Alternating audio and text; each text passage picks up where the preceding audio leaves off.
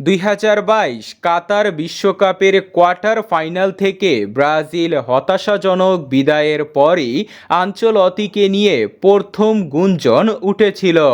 অতঃপর নানান নাটকীয়তার পর ব্রাজিলের কোচ হয়েছেন এই কোচ।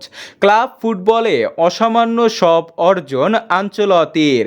তার হাত ধরেই ব্রাজিল ঘোচাতে চায় 2 দশকের বেশি সময় ধরে বিশ্বকাপ জিততে না পারার আক্ষেপ।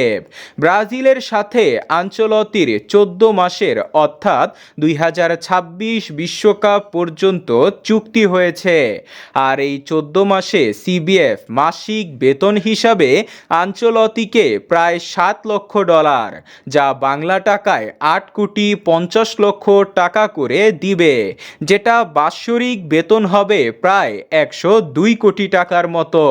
বেতনের পাশাপাশি আনচেলত্তির জন্য থাকছে পারফরমেন্স বোনাসও।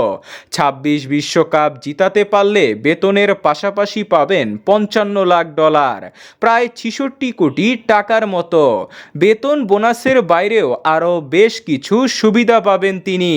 রিয়াল মাদ্রিদ ছাড়ার পর আনচেলত্তি চলে আসবেন রিও ডি জেনিরোয়, যেখানে তাকে একটি বিলাসবহুল অ্যাপার্টমেন্ট দেওয়া হবে এবং সেই অ্যাপার্টমেন্টের পুরো টাকা পরিশোধ করবে সিবিএফ।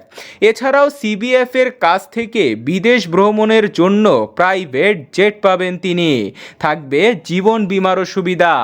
আগামী 26 তারিখ ইকুয়েডর ও প্যারাগুয়ের বিপক্ষে ব্রাজিলে উপস্থিত থেকে দল ঘোষণা করবেন।